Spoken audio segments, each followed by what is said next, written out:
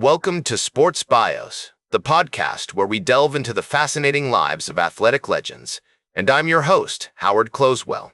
Today, we're going to explore the remarkable story of Roy Campanella, a trailblazing catcher who left an indelible mark on the world of baseball. The air was thick with the sounds of jazz and blues, the streets pulsed with a vibrant energy, and the scent of freshly baked bread wafted from the local bakeries.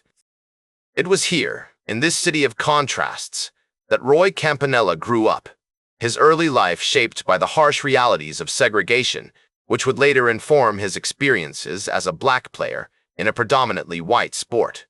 Born on November 19, 1921, to John and Ida Campanella, Roy's mixed heritage, his father was an Italian immigrant, while his mother was an African-American from Georgia, would instill in him a unique perspective on the complexities of racial identity. His parents, though from different worlds, shared a common goal: to provide their son with a better life, one filled with opportunity and promise.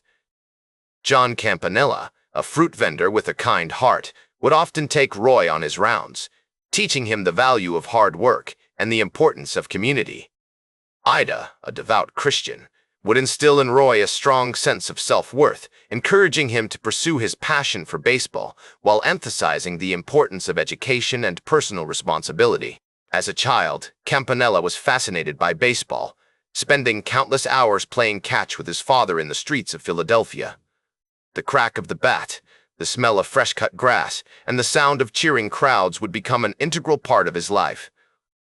He attended Simon Gratz High School, where he developed into a skilled athlete, excelling not only in baseball but also in football and basketball. It was during these formative years that Campanella began to cultivate the physical and mental toughness that would define his later career. The 1930s, when Campanella was growing up, were a time of great social upheaval in America. The Great Depression had left deep scars on the nation, and racial tensions were simmering just below the surface. In Philadelphia, this meant that African-American communities like Campanella's faced significant challenges, from limited access to education and employment to outright discrimination. Yet, despite these obstacles, Campanella's family instilled in him a strong sense of self-worth and a determination to succeed. One of the most significant influences on Campanella's early life was his mother, Ida. Her guidance helped shape Campanella into a well-rounded individual, capable of navigating both the athletic and social challenges that lay ahead. She encouraged Roy to pursue his passion for baseball, but also emphasized the importance of education, teaching him that a strong mind was just as important as a strong body. Ida's wisdom would serve Campanella well in the years to come, as he faced the trials and tribulations of life as a black athlete in a predominantly white world. These elements would eventually coalesce into a remarkable athletic career, one marked by triumphs and tribulations in equal measure. In this city, where the sounds of jazz and blues filled the air and the streets pulsed with a vibrant energy, Roy Campanella was learning to navigate the complexities of life as a young black athlete. He was discovering that baseball, far from being just a game, was a conduit to a broader world of possibility and promise. And it was here, in the heart of Philadelphia, that Campanella's journey toward greatness began, fueled by an unyielding passion for the sport and a steadfast commitment to overcoming the obstacles that stood in his way. Was it the support of his family, the encouragement of his community, or something deeper, a burning desire to prove himself in a world that often seemed stacked against him? The answer, much like Campanella's life itself, is complex, multifaceted, and worthy of exploration. As Roy Campanella's athletic prowess continued to blossom, he began to attract attention from professional baseball teams like a magnet draws steel. The year was 1937, and at just 15 years old, Campanella joined the Baltimore Elite Giants of the Negro American League, marking the beginning of his illustrious career in baseball. The Elite Giants, a prominent team in the Negro Leagues, provided Campanella with a platform to hone his skills and gain valuable experience competing against some of the best African-American players of the era. I recall speaking with Campanella about this period, and he would often reminisce about the thrill of playing alongside legends like Josh Gibson and Buck Leonard. During his time with the elite Giants, Campanella developed into a dominant force behind the plate, earning recognition for his exceptional defensive abilities and powerful batting. His impressive performance caught the eye of Branch Rickey, the president of the Brooklyn Dodgers, who was instrumental in breaking baseball's color barrier. In 1946, Rickey signed Campanella to the Dodgers organization, assigning him to the Nashua Dodgers of the Class B New England League. This move marked a significant milestone in Campanella's career, as he became one of the first African-American players to join a Major League Baseball affiliate. I've often wondered what must have gone through Campanella's mind as he navigated this uncharted territory, the weight of expectation, the scrutiny of a nation, and the burden of representing an entire community. On April 18, 1948, Campanella made his Major League debut with the Brooklyn Dodgers, becoming the third African-American player to break into the league, following Jackie Robinson and Larry Doby. As the Dodgers' regular catcher, Campanella quickly established himself as one of the premier players in the National League. I've spoken to several of his teammates, including Duke Snider, who would often remark about Campanella's infectious enthusiasm and unwavering work ethic. Over the next several years, Campanella solidified his position as one of the dominant catchers in baseball. In 1949, he hit .272 with 22 home runs and 82 RBIs, earning his first National League All-Star selection. The following season, Campanella enjoyed a breakout year, batting .281 with 31 home runs and 89 RBIs, while also throwing out 57% of would-be base stealers. This impressive performance earned him his first Most Valuable Player award, an honor he would go on to win twice more in his career.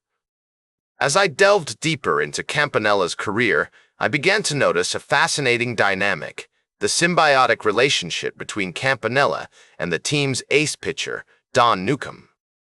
The two players developed a bond that transcended mere teammates, with Campanella's exceptional defensive skills perfectly complementing Newcomb's dominant pitching. Together, they formed one of the most formidable battery combinations in baseball, helping to propel the Dodgers to multiple National League pennants. I recall an interview with Newcombe, where he spoke about the trust and respect that had developed between them. Roy was more than just a catcher. He was my partner, my confidant, and my friend. This partnership would become the stuff of legend, with many considering it one of the greatest in baseball history. One of the defining moments of Campanella's career came on August 19, 1950, when he hit 3 home runs and drove in 6 runs against the New York Giants at the Polo Grounds. This impressive display of power helped the Dodgers secure a crucial victory, cementing their position atop the National League standings. As Campanella recalled, "That was one of those days where everything just clicked. I felt like I was seeing the ball as big as a basketball, and my swing just felt right."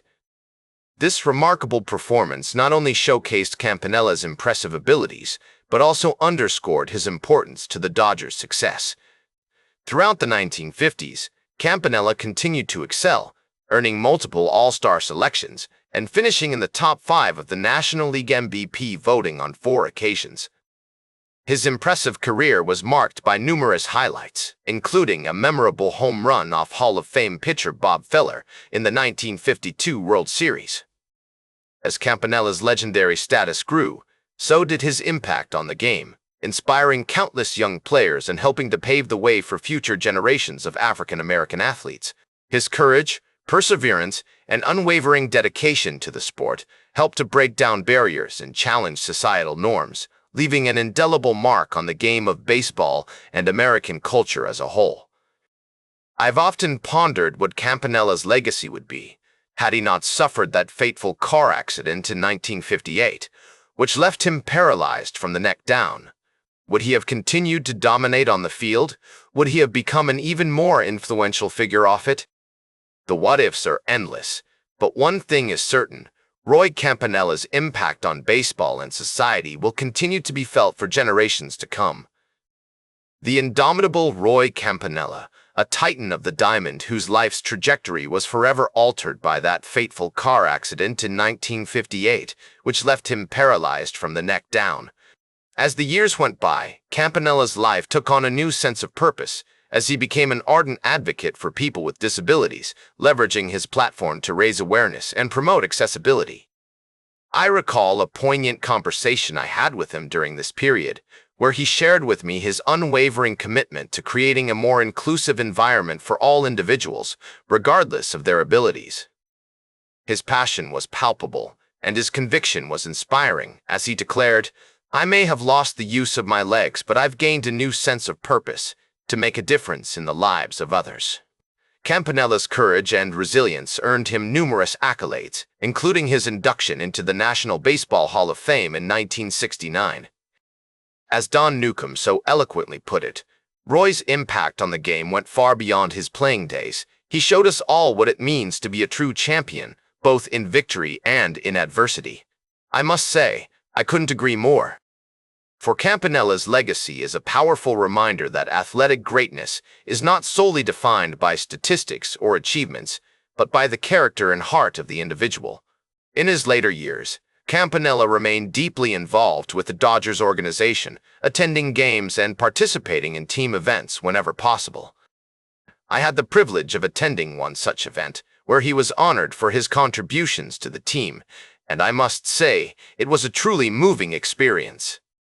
As he sat in his wheelchair, surrounded by former teammates and admirers, Campanella's eyes sparkled with a sense of pride and gratitude as he reflected on his remarkable life and career. Campanella also penned an autobiography, "It's Good to Be Alive," which offered a fascinating glimpse into his experiences as a player and a person. Through his writing, Campanella shared his passion for the game, his love for his family, and his appreciation for the opportunities he had been given. As I read through the pages of his book, I was struck by the depth of his introspection, the richness of his storytelling, and the sincerity of his emotions. As Campanella's health began to decline, he remained a revered figure in baseball, with fans and former teammates alike paying tribute to his enduring legacy. On June 26, 1993, Roy Campanella passed away at the age of 71, leaving behind a lasting impact on the sport he loved. His funeral was attended by hundreds of mourners, including many notable figures from the baseball world, who came to pay their respects to a true legend. Today, Roy Campanella is remembered as one of the greatest catchers in baseball history, and his legacy extends far beyond his impressive statistics and accolades. He paved the way for future generations of African-American players, breaking down barriers and challenging societal norms with his courage and determination. In the words of baseball commissioner Bud Selig, Roy Campanella was a true pioneer, a hero both on and off the field. That's all for today's Sports Bios. Remember to like, share, and subscribe. And until next time, I'm Howard Closewell reminding you to keep shooting for your goals.